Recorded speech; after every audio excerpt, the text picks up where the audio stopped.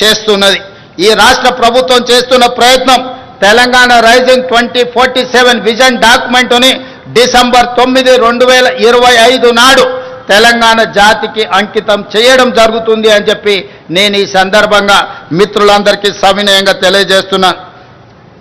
అదేవిధంగా మిత్రులారా, ఈ పాలసీ డాక్యుమెంటే తెలంగాణ ఆర్థిక వ్యవస్థకు అభివృద్ధికి ఒక గేమ్ చేంజర్గా మారుతుంది. అందుకే ఈనాడు మేధావులు తెలంగాణ అభివృద్ధిలో భాగస్వాములు కావాలనుకున్న వాళ్ళు ఈ ప్రభుత్వానికి సూచనలు సలహాలు ఇవ్వండి, మీ అనుభవాన్ని తెలంగాణ కోసం వినియోగించండి. ఈ తెలంగాణ రాష్ట్రం చేసే ప్రణాళిక తెలంగాణ రైజింగ్ 2047 విజన్ డాక్యుమెంట్ ఈ దేశానికే ఆదర్శంగా నిలబడాలి.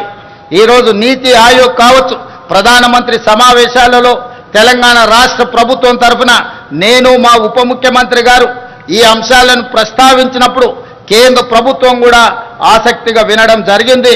మా ప్రణాళికలకు సహకరించడానికి కూడా మాట ఇవ్వడం జరిగింది. అందుకే ఈరోజు మనం రచించుకోబోయే తెలంగాణ రైజింగ్ 2047 రాబోయే 100 సంవత్సరాలకు అభివృద్ధి నమూనాగా పక్కా ప్రణాళికతో ముందుకు వస్తున్నాం. ఈ ప్రణాళిక తెలంగాణ ముఖ చిత్రాన్ని మార్చబోతుంది. ఈ ప్రణాళికనే తెలంగాణ నిరుద్యోగ యువతకు ఉజ్వల భవిష్యత్తును అందించబోతుంది అని చెప్పి నేను ఈ సందర్భంగా తెలియజేస్తున్నాను మిత్రులారా. అదేవిధంగా ఇందులో భాగంగానే భారత్ ఫ్యూచర్ సిటీ ఈరోజు 400 సంవత్సరాల ముందు కులీ కుతుబ్ షాహీలు, నిజాం సర్కార్లు, అదేవిధంగా బ్రిటిషర్సు, అదేవిధంగా ఉమ్మడి రాష్ట్రంలో ఆనాటి ముఖ్యమంత్రులు ఈరోజు హైదరాబాద్ను, సికింద్రాబాద్ను, సైబరాబాద్ను నిర్మించడం జరిగింది. ఈరోజు మన అవసరాలు పెరిగిపోయినాయి. ఈరోజు ఉన్న వ్యవస్థ, ఈ ఉన్న మొత్తం మనకున్న సిస్టమ్ అంతా కూడా సరిపోవడం లేదు. అందుకే ఈరోజు తెలంగాణ రాష్ట్ర ప్రభుత్వం పూర్తి స్థాయిలో ఆలోచన చేసి ఒక గొప్ప నగరాన్ని నిర్మించాలి, అది భారత్కే ఒక ఫ్యూచర్ సిటీగా, ఒక భవిష్యత్తు నగరంగా ఉండాలని ఆలోచన చేసి శంషాబాద్ ఎయిర్పోర్ట్కు కూతవేటు దూరంలో ఈనాడు భారత్ ఫ్యూచర్ సిటీని ప్రణాళికలు చేస్తున్నాం. దాదాపుగా 30,000 ఎకరాలలో ప్రపంచంలోనే ఒక అభివృద్ధి చెందిన నగరంగా ఈరోజు కొత్త నగరాన్ని నిర్మించుకోబోతున్నాం. దీనికి కూడా తొందరలోనే పనులు ప్రారంభిస్తాం.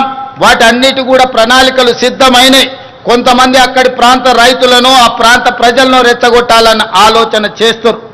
వాళ్ళు చేయనిది ఇతరులు ఎవరు చేసినా వాళ్ళ యొక్క అక్కసు, అసూయ వాళ్ళ మాటల్లో కనిపిస్తుంది. ఇలాంటి వాటిని తిప్పికొట్టాలి.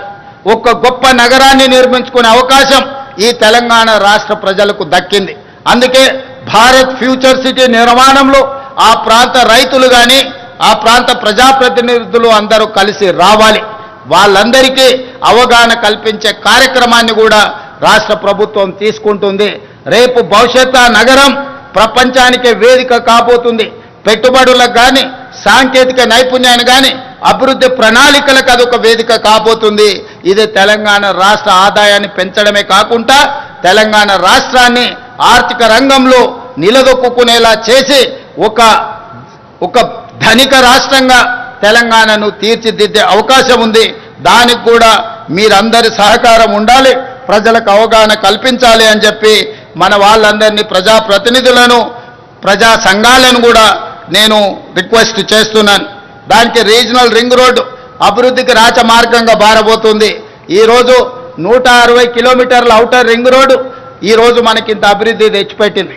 ఈనాడు రీజనల్ రింగ్ రోడ్డు ప్రతిపాదన కేంద్ర ప్రభుత్వం దాదాపుగా ఆమోదించింది. రీజనల్ రింగ్ రోడ్డు 360 కిలోమీటర్లు రాబోతుంది. రీజనల్ రింగ్ రోడ్డుతో పాటు రీజనల్ రింగ్ రైలు ప్రణాళికలు కూడా కేంద్ర ప్రభుత్వం దాదాపుగా ఆమోదించింది. అదేవిధంగా ఈరోజు రీజనల్ రింగ్ రోడ్డుకి, ఔటర్ రింగ్ రోడ్డు నుంచి రీజనల్ రింగ్ రోడ్డుకి మధ్యలో మనం రేడియల్ రోడ్స్ వేసుకోబోతున్నాం కొత్తగా. ఈరోజు హైదరాబాద్ కానీ, బెంగళూరు రోడ్డు కానీ, లేకపోతే ముంబై రోడ్డు కానీ ఆల్రెడీ గ్రామాలు, పట్టణాలు అభివృద్ధి చెందినాయి. రోడ్డు వైడనింగ్లో వాటిని కూలగొట్టాలంటే చాలా కష్టమైన పని అయింది, పేదలకు నష్టం జరుగుతుంది. అందుకే నూతనంగా రేడియల్ రోడ్స్ ప్లాన్ చేస్తున్నాం.